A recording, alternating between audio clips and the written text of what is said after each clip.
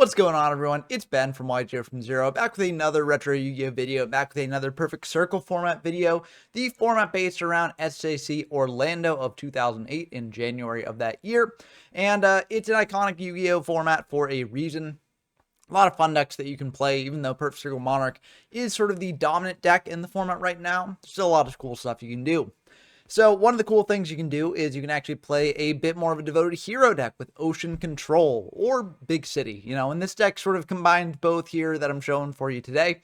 So if you don't know, Ocean Control is basically using Elemental Hero Ocean to continually recycle Elemental Hero Stratos to get the effect off multiple times. And Big City is a deck that generally plays Skyscraper 2, Hero City, to revive your destroyed by battle heroes like Ocean or like Stratos or even like Wildheart, which is in the side deck here. So this is a really cool strategy that leans a bit more into the Elemental Hero package here, even though it's not really going into the Fusion deck, although I filled out the Fusion deck just for the meme here.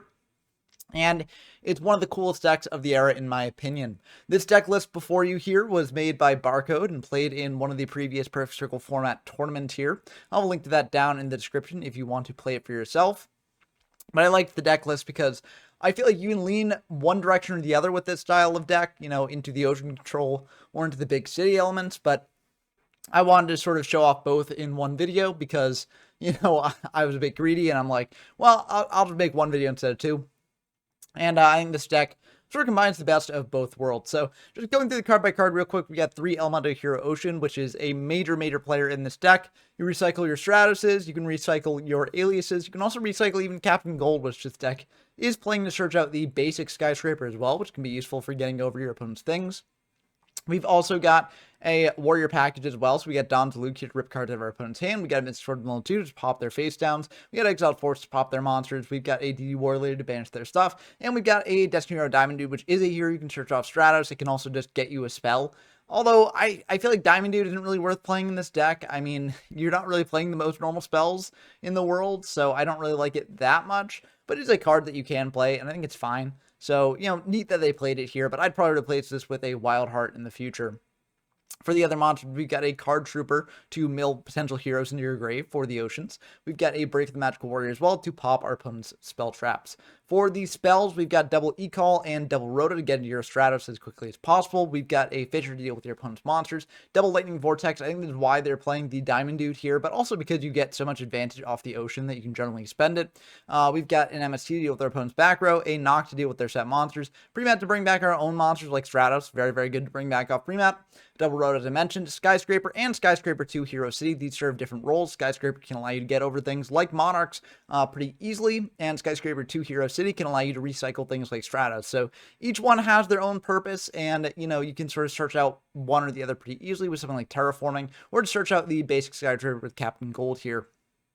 But we've also got a Smashing Grind to close out the spells to pop your opponent's monsters. For the traps, we got a fair bit of them because we do really want to protect our ocean. So we got triple Dim Priz, which not every deck is playing, but this deck definitely wants to play. We got a Mirror Force to blow up our opponent's attacking monsters, and we got a Sakura to armor as well. We've also got a Call the Honda to bring back our ocean or bring back the Stratos as well. We've got double Pulling the Rug to deal with our opponent's monarchs, and we got triple Solemn Judgment to deal with pretty much anything else. Lastly, we got a Dust Shoot because this card is still busted in this format. For the side deck, we've got a variety of different things here. We've got double DD Survivor for up against Macro Monarch. We've got a Wild Heart in case we're up against a Trap Focus deck. Heavy Storm and triple Dust Tornado in case we're up against a Spell and Trap Focus deck. We got another Vortex in case we're up against a deck that really spams out a ton of monsters. Knock for if they're setting a bunch of monsters. Sorrelease if they're playing a Graveyard Reliant deck. This can be pretty decent there. We got another Pulling the Rug for if we're up against Perfect Circle Monarch, triple Threatening Roar in case we're up against an OTK strategy, and a Torrential Tribute to blow up the board. Fusion deck, as I mentioned, we're never going into, so that's going to do it for the deck breakdown. Let's dive into some games to see how this deck actually does. We got our first game here against Shonuchi, a freaking guest on the channel. Always a pleasure to have them on. We're going to be diving into the games, and the Rock Crusaders gods have blessed us here, so we're going to be going first. So let's see how we do. This deck really does want to go first to get Stratos online and things like that. And we've got Rhoda, so we can get into that Stratos right away. So we're going to go for the Stratos, just set it up here. get that search, and we're going to search out for an ocean. We could have potentially searched out for an alias or a Captain Gold or a variety of things like that, but I think it's better to go for the ocean, especially since we have so much protection for that ocean in our hand already. So I'm then just going to set the polling and set the Saku pass back to them. I don't set the solemn. If they heavy here, that is unfortunate, but do I want to solemn a heavy first thing in the game? Probably not, and I feel like this is a generally good counter to some of the other stuff they might have. If they've got Sidra plus no Monarch, Saku stops that. If they've got Sidra plus a Monarch, we've got Pulling the Rug to stop that. So, alternatively, I could have just set Pulling the Rug here, because the argument is, like, I don't really care if Stratus goes to Grave, since I've got Ocean to then bring it back. I've also got Fisher to deal with the Sidra. So, like, you know, Saku is not really necessary to set here. But I didn't want them to just blind snipe something with like an MST and then just summon on a Monarch that way. So if they have heavy, they have heavy. At least it's gone, so we don't have to worry about it in the future. And then we still have Solemn Judgment to, you know, stop some major plays if they do heavy our board and then, you know, attack through our stuff. So we're just going to pass back to them. They go for a Stratus of their own, and we will Pulling that, because Pulling can work on Stratuses as well. They're going to go for a Rhoda after that to search at a Disc Commander here. And that means they probably have a D-draw, and they will indeed D-draw, drawing 2 off that. And they're going to think about this a bit and set 1 pass back to us. Now, that's it. Could be a variety of things. It could be Mirror Force. It could be Torrential Tribute. And because of that, we want to go for Card Trooper here instead of going for Ocean. I figure this plays a bit better into those board wipes. And, you know, once we've got the Solemn set, then we can potentially commit the Ocean, you know, with more safety here. We're going to go for that Trooper Mill 3, hope to deal a monster, so that way we can, you know, bring it back with pre-map, but unfortunately we miss on that. So we mill a Skyscraper 2, a Dust Shoot, and a Dim Priz. So kind of unfortunate there, but now we've got 3,700 to attack in with here. So if this does all connect, then that's pretty good for us. It looks like it will indeed all connect, so that I'm happy about that. We're thinking about this, and we will ultimately set the Solemn. If it's like a pro set heavy, then that's awkward for us, but it looks like it's a Call of the Haunted, which might be a little bit more awkward for us even, because now they've got Monarch fodder here. They draw 2 off that Disc Commander, and things are not looking good for us here. So that's a bit rough. The good thing is, if they summon out like a Riser or something, I can Solemn that, and that is their normal summon. So, like, if they don't have a pre-mat, which is a 1 of in the deck, then they don't really have a good way to get out of the situation without us killing them here. So they've got BrainCon, though. That will be pretty good there. They can take the Card Trooper, mill 3 here, and they're going to mill a Crush card. Oh, the Rise and the Mally. The Mally is unfortunate to see, because it means that they can defend themselves a little bit better here. And ultimately, they're just going to attack into our Stratos here with the Trooper. I don't really want to Saku this. I don't think I need to. Yeah, I think it's fine to letting the Stratos die and saving the Saku for a better card. Because if Card Trooper is destroyed in my opponent's possession, I won't actually get the draw here. So I just let this go through. I could see the argument potentially in just, like, you know, letting them summon out Ryza afterwards. You know, I have the Stratos online. If they spin back the Stratos, I get another search with Stratos, so it's not likely that they'll do that. And if they spin back the Solemn Judgment, which is the last card I have, I'm also okay with that, because I've got Fisher to clear the Ryza, and then I can get in for lethal next turn. But I would like to sort of, you know, preserve my Solemn for something better than a Ryza. So, yeah, I'm just going to take this. I don't know. It's a bit awkward, because they do indeed have the Ryza here, and they are going to be able to spin back something here. I didn't want to Solemn that, because I do have the Fisher to deal with that there. And if they do have like a back row to stop my push here, then, you know, I can still deal with that. And we're going to go for a Ocean here, and then we're going to pre-map back the Stratos. And they're going to think about that, and ultimately that will be okay. So we got Stratos here. We could go for Stratos Pop, or we could go for Stratos Search. And initially I'm thinking, when I make this play, okay, I want to go for Stratos Pop, because I can pop that back row, beat over the Disc Commander, and then Fisher their Ryza. But in the moment, I actually see a different line, and I'm like, oh, actually, I like that line a little bit better. So I actually go for this line instead. So I go for the effect to search out Captain Gold. I can then use Captain Gold to search out a Skyscraper here. I feel like they don't have an MST set, or they would have MST'd the pre-mat. So you know, I feel safe in just going for Skyscraper here, and then trying to attack over the Ryza with the Skyscraper boosting up these Stratos. So I feel pretty good about this. I attack him with Stratos over Ryza instead of Ocean over Ryza, because if they do have something like Shrink in the back row, it's not the most likely thing in the world, but it could come up. Then I don't want to lose the Ocean. I'd rather lose the Stratos. But they're going to think about this, and they do have an enemy controller to switch that Stratos to defense mode here. It's a bit interesting. I ultimately decide to then attack over the Ryza instead of over the Disc Commander. There's an argument to attack over the Disc Commander instead, because I do have Saku to pop the Ryza. and the attacking with this commander deals more damage. But, you know, if they've got something like Heavy Storm or something, I don't want them to be able to, you know, get rid of all that I've got or be forced to pay, you know, for Solemn Judgment to keep my board alive here. And also, you know, I don't want that Disc Commander engraved in case they do have a pre-mat to bring it back. So I'm just going to go for this. Main phase 2, I could potentially Fisher that Disc Commander away. That is a possibility. It would prevent something like a Demock or a Lad from coming down.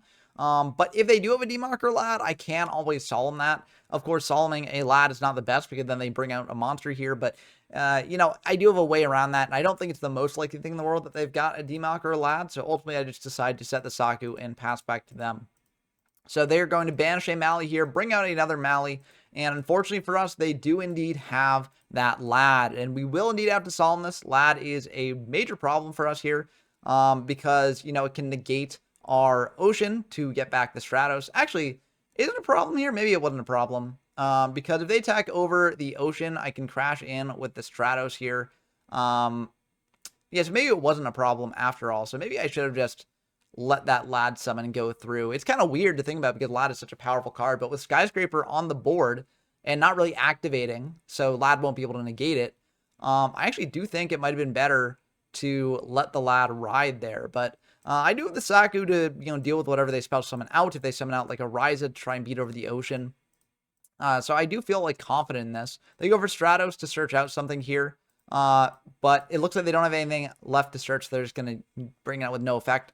So I think maybe they thought they had something to search, but they, you know, weren't able to do it, or they're hoping to bait out something there. But generally, Ryza would have been better there. Either way, I have Saku to deal with this, so I will just Saku the Stratos there, and then they're going to set one pass back to us. We draw into an Alias. I'm going to use the Ocean to return the Stratos to hand, so then I can summon out the Stratos. But they are going to think about this, and they will ultimately chain the Phoenix Windblast to the activation of Ocean, spin back the Stratos to potentially deprive me of popping the Windblast there. I do still have this Alias, though, so I can attack in for actually exact lethal here, so that's pretty good for me. I think, honestly, this might have been a misplay on my opponent's part, because I think what they probably should have done here is they should have waited for me to summon out the Stratos and tried to use the effect to pop, and then, you know, they could Phoenix Windblast back the Stratos there. So I think that maybe was a slight misplay on their part, or they could have actually Windblasted back the Ocean. That probably would have been a little bit better for them, but either way, they're kind of in a bad spot. Well, they did have Spy in hand, so actually if they'd done that play, they might have survived here, but we did a Fisher. We had some other stuff here, so it wouldn't look that good for them here overall. And also, I could always add back a gold to sort of play around a Spy, but that's going to be the end of the game there. So we're going to go into the next game here. On to game 2. I don't really side any differently here. I think I take out one Skyscraper, 2 Hero City for maybe a TT, I think, or maybe a Wild Heart. I don't know. I think I just took out that because I was like, well, you know, I'm not going to need 2 of these probably in the game because they're just going to be spinning back my stuff anyways, not really attacking over my stuff. So I felt like it was fine just to take one out. We're going to go for a Stratos here instead of going for the Swordsman, because we don't really have protection for the Swordsman, and I feel like running a Swordsman into something like, you know, a Sangan or a Frog is not good. So I'd rather just get for the Stratos, get that online immediately. If they do have something to beat over the Stratos here, then that's fine. If they don't, but they've got a way to get into Ryza, then, like, you know, they spin back the Stratos. I get that effect on next turn as well. So, you know, I'm perfectly okay with that. They've just got a Reaper set there, so I can Fisher that away and then just pass back to them.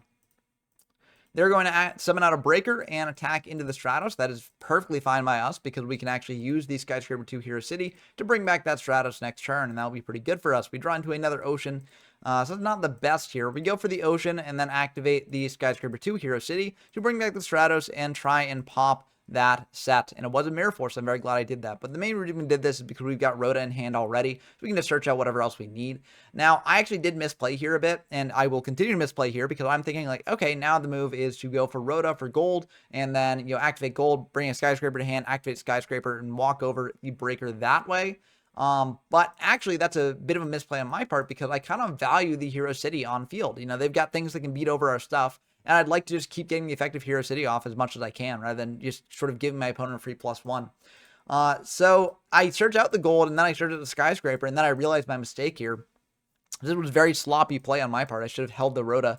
But instead of going for the Skyscraper here, I actually go for a Vortex, pitching an Ocean to pop that breaker and then getting in for a ton of damage here, to be fair. But also, weakening my options for the future, right? Like, there is a chance that I'd want to search out an Exiled Force later or just something else that would be good in a given situation. Now I can't really do that, given that... I already used my Rhoda to search out the gold, to search out the Skyscraper, which my opponent now knows about as well.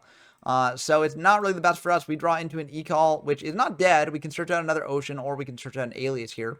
But I'm not going to do that yet because, again, I shouldn't have gone for the Rhoda. It lost me a lot of utility. And I don't want to make the same mistake with this E-Call in hand. I don't really feel the need to commit an Ocean right now. I feel like Stratos is threatening enough on its own because they need to deal with this somehow. If they have Ryza, I guess they spin back Skyscraper 2 Hero City, but then we bring back the Stratos that way. If they just spin back the Stratos, then we can go for Stratos, get a search, and then Skyscraper to get over the Ryza. So we have a lot of different options here depending on what they do. They're just going to set one pass back to us. And, I feel fine running out this Mystic Sword in level 2, especially now that we've drawn protection for it. So we'll attack into that set. It was a Fearmonger here, which had no target, so a bit unfortunate. They were kind of just setting that out of desperation, I think. But unfortunately for them, we were able to pop it there. And they're going to think about this here. And they're probably thinking about whether to attack in or not. They're going to go for Soul Exchange here. So they're going to Tribute over the Stratos and Tribute set. Okay, that means that is a Mali there. So a bit unfortunate for them. We draw into an Exiled Force, which is not the best here. But we're going to try and go for game here by going for an Alias off that E-Call, summoning out the Alias and attacking in. Now, you might wonder why I didn't go for the Ocean here instead of going for the Alias, because Ocean would be able to recycle Stratos if they do have something to stop this push here. And the reason for that is we've only got one more Ocean left in deck. One is Engrave and one is Banished. And note that the one Engrave was not destroyed by battle. It was pitched off a Lightning Vortex.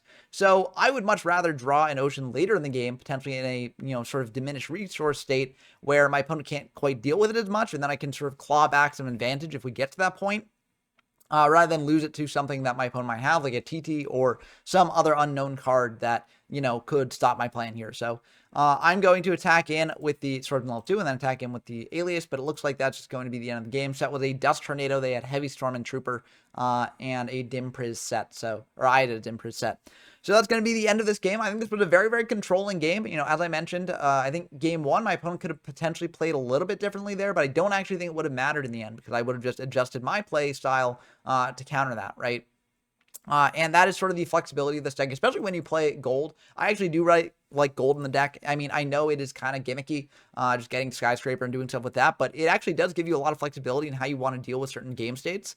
And I really do like that flexibility in the deck. Now, is this deck perfect? I don't think it's necessarily perfect by any means. I think it does have some flaws. If you're drawing into your Oceans and things like that without protection for them, then it can be very, very fragile. And that is a big issue with the deck, I think. But if you do get into a situation where you are in control of the game, you can really, really control the game. And it's just so satisfying to do that, especially with anime hero cards, right? So, I really like this deck. I think it's very, very cool.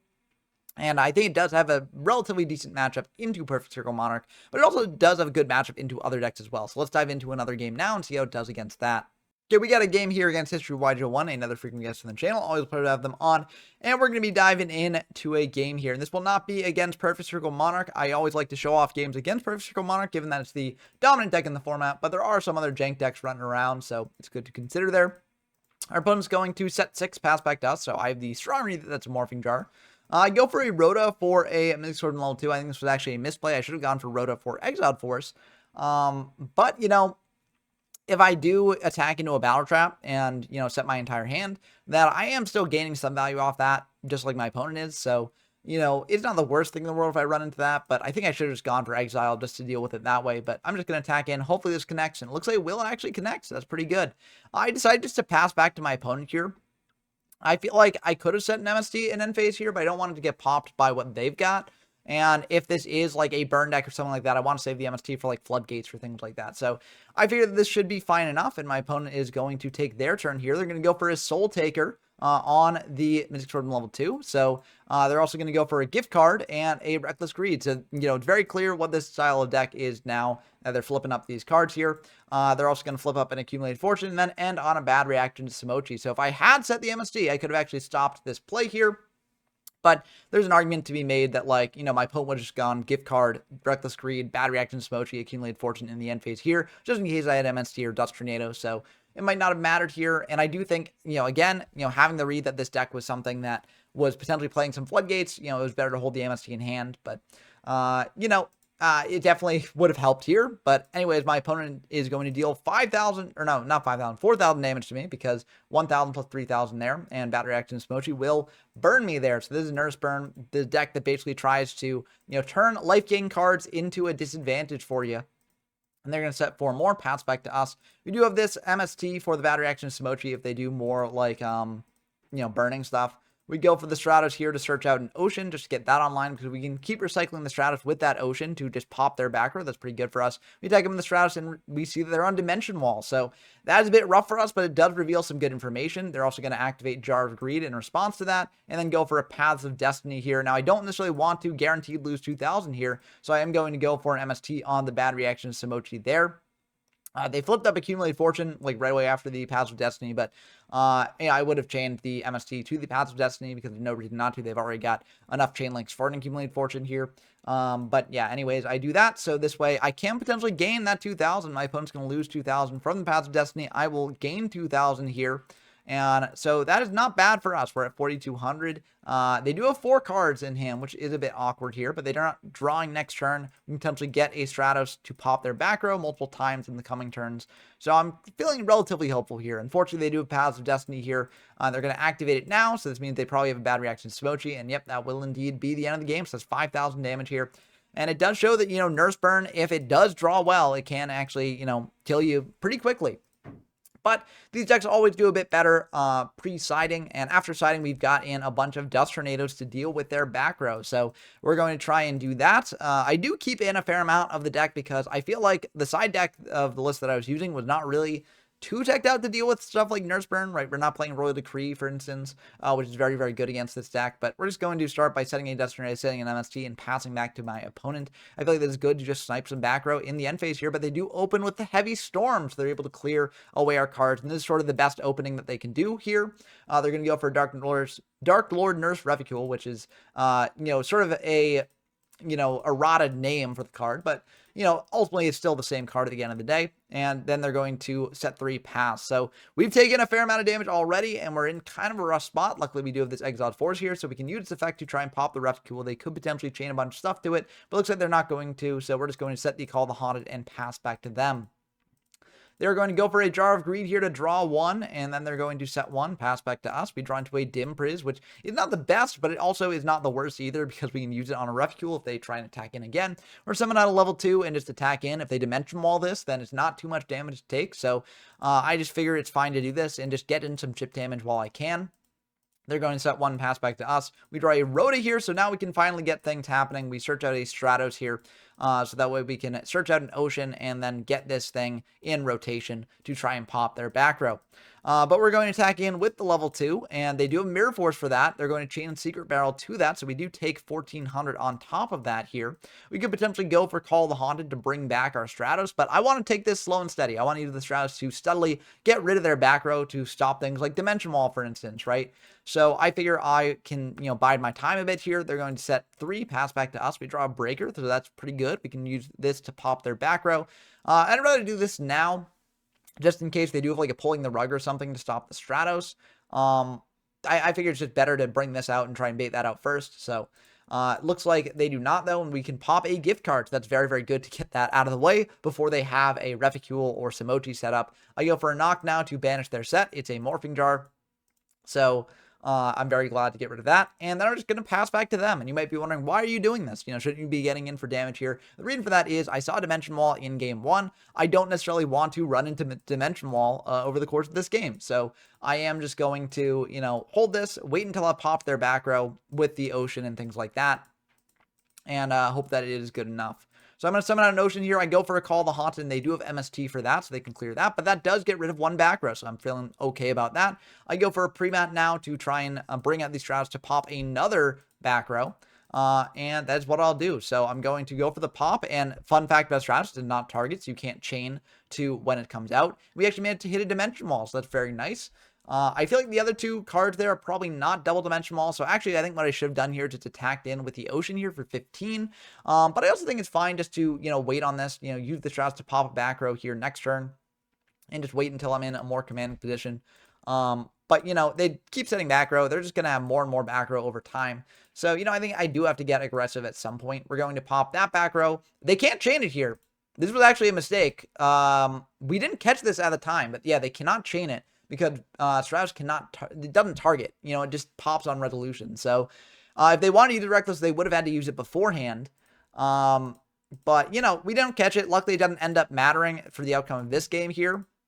But we're just going to attack him with Ocean, then attack him with Breaker. I figure if they've got, like, double Dimension Wall, that's bad for us. But, like, with all those cards in hand, we kind of want to get aggressive here. They flip up a Dimension Wall number 1, and we are not going to attack into a potential Dimension Wall number 2. But we might have lost the game here, depending on what those two cards are in hand. Again, if we had caught that you can't activate Reckless in response to the Stratos in that way, then, I think we would have been sitting pretty here. But we didn't catch it. So, it puts us in a spot where we could potentially lose. But luckily, they just set 2. We draw into Heavy Storm. So, this should be the end of the game here. We can go for Heavy. They activate Chain Strike, dealing us 800 damage. But, yeah, we pop a third dimension wall there. So, I'm very glad to see that gone. We can go for these Stratos here. We'll get a Search of an Alias just to get more aggressive next turn. And now they're down to 1 card left in deck here. And, yeah, they're just going to admit defeat. Oh, yeah, because they're not drawing there. So, yeah, so they had nothing there. So, yep.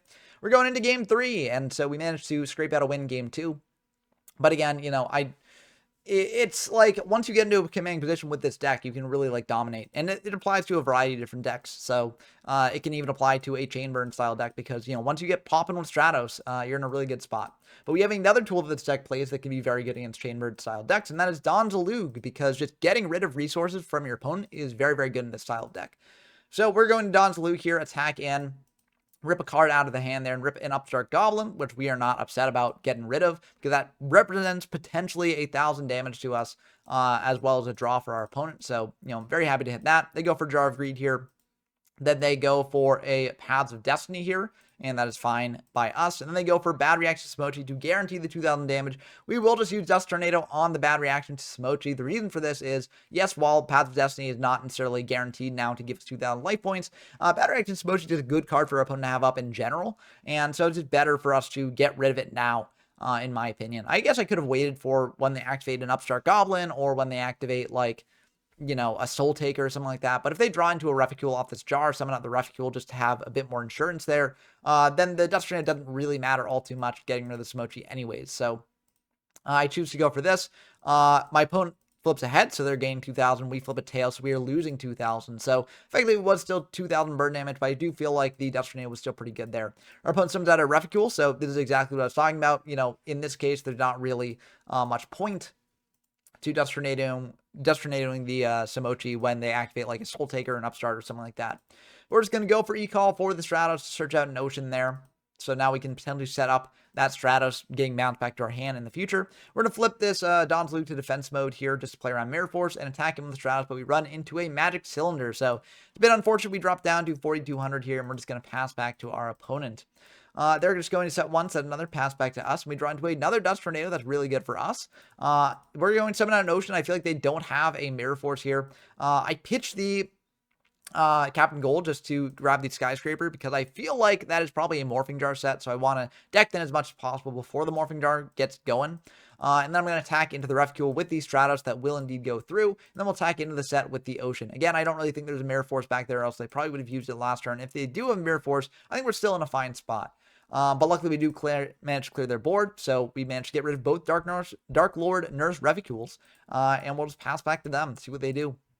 They're going to set one, pass back to us. We're just going to Dust Tornado that new one so they can't chain it. It is an Upstart Goblin. Interesting stuff there. And then we are going to bounce. Well, what we should do here is bounce back the Stratos, but I had a brain fart and forgot about it. But if we had bounced back the Stratos, then this would have been a much different game state here. As is, we don't get to pop here. We still attack in for a ton of damage, but they do indeed have a Dimension Wall here. We are going to mill, actually, and this might seem surprising, but the reason we do this is because if I manage to hit something like a Smochi or a Dark Lord Nurse Reficule, then it puts them in a much worse spot than they otherwise would be in. Most of the time, I think it's just better not to mill off Zalug. But in the case of a deck like this, where they really do have like a gimmicky win con that needs a specific set of cards to pull off, I think it is just good to Dawn's Elude mill there. But we are going to attack in for a fair bit here. Unfortunately, they do have a dimension wall. So if we had summoned out the Stratos, we would have forced them into a position where if they had a chainable back row, they might have had to chain it in response to the Stratos effect to pop. And then we would have been able to pop the dimension wall there. As is, we're taking 1800. Whereas, otherwise we would not have taken one of the burn damages from one of the cards they had there. And we're just going to set this DD Warrior Lady, pass back to them. They're going to set one, pass back to us. And we are going to go for Ocean here, bounce back that Stratos to hand. They're going to use a Secret Barrel here. And they're going to deal, 1800 to us. So they mentioned in chat how if they had not set the Refuel, then they actually would have won here. But again, if I had not misplayed with these Stratos, we would have actually been able to stop that from being game there. So, it is how it is, right? Like, we both misplayed here, and luckily the misplays evened out. But if we both hadn't misplayed, the Ocean Control deck still would have won here. But luckily, we do indeed manage to win the game because we can go for Stratos, pop that other back row there, hit a Legacy of Yatagarasu, and flip up a Warrior Lady and get in for lethal damage here. So, again, I think this deck is very, very good, in a variety of situations. It just has the flexibility to do a lot. You can basically turn into just a repeatable Breaker, the Magical Warrior, every turn with Stratos and Ocean on field if you're playing against that style of deck. Or you can just play, as you saw in match 1 against Perfect Circle Monarch and, figure out how to win that way. So I really like this deck. I think it's a very, very flexible deck overall. This build definitely could potentially use some improvements. But, that's basically every deck in this format, except for maybe Perfect Circle Monarch, because that deck's been labbed out extensively. But a lot of the more, rogue options are definitely things that need to be improved on and optimized further. But this list is a great starting point if you do want to play the deck. Remember, link to the list will be in the description down below. And while you're in the description, you can head over to the YGO from Zero Discord server to play games in Perfect Circle format or in any other format that I featured on the channel. We also hold tournaments in these formats as well, and they're held on that Discord server. So head on over there if you are interested in participating in that. Also, subscribe to the channel if you did enjoy this sort of content. We got plenty more retro Yu-Gi-Oh! Content on the way, including Perfect Circle and some other formats as well. So stay tuned for that. As always, big shout outs to my patrons, Winstream, Porkchop Coon, Brendan Doctor, Tyler Compton, GMYFS, Dump Truck, Scout Zero, and Damon Has. It means a lot that y'all supporting this way. Encourage me to make more videos like this one in the future. Let me know what you think about this deck down in the comments below. I look forward to discussing with y'all as always. And until next time, I've been Ben from YGO from Zero. I'm signing off. Peace.